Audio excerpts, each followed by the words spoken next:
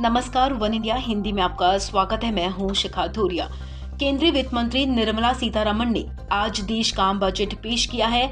वित्त मंत्री निर्मला सीतारमण ने किसानों और कृषि क्षेत्र के लिए कई घोषणाएं की हैं।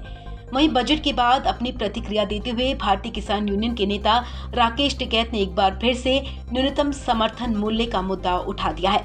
उन्होंने एमएसपी पर कानून की मांग को दोहराया है और कहा है कि एमएसपी गारंटी कानून बनने के बाद ही किसानों को फायदा होगा।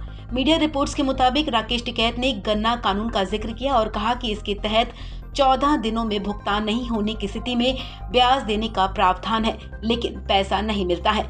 उन्होंने यूपी सरकार को लेकर कहा कि 5 सालों से सरकार होने के बाद भी किसानों को मार्च से भुगतान नहीं किया गया है। वहीं एमएसपी पर खरीद से किसानों को फायदा तब होगा जब एमएसपी गारंटी कानून बन जाएगा। उन्होंने कहा कि तब रास्ते में कोई व्यापारी नहीं खरीद सकेगा और फिर कारोबारी एमएसपी पर बेचते हैं, इससे किसानों को नुकसान होता है। राकेश टिकैत ने अनाज की खरीदारी में भी फर्जीवाड़ा होने की बात कही है। बता दें कि टिकैत केंद्र से लगातार एमएसपी पर कानून लाने की मांग करते रहे हैं। कृषि कानूनों के रद्द होने के बाद भी राकेश टिकैत सरकार पर लगातार हमलावर हैं। उन्होंने कहा कि जब तक एमएसपी का कानून नहीं लाया जाएगा तब तक अनाज की खरीदारी में फर्जीवाड़ा होता रहेगा। इससे किसानों के बजाय केवल व्यापारी, अधिकारी और नेताओं को ही फायदा होगा। वहीं सरकार ने इस बजट में कृषि क्षेत्रों में डिजिटलाइजेशन को और बढ़ावा देने की भी बात कही है।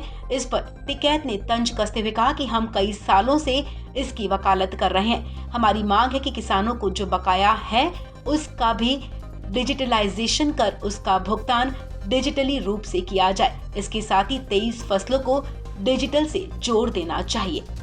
इस खबर में फिलहाल इतना ही। तमाम अपडेट्स के लिए आप बने रहें वन इंडिया हिंदी के साथ।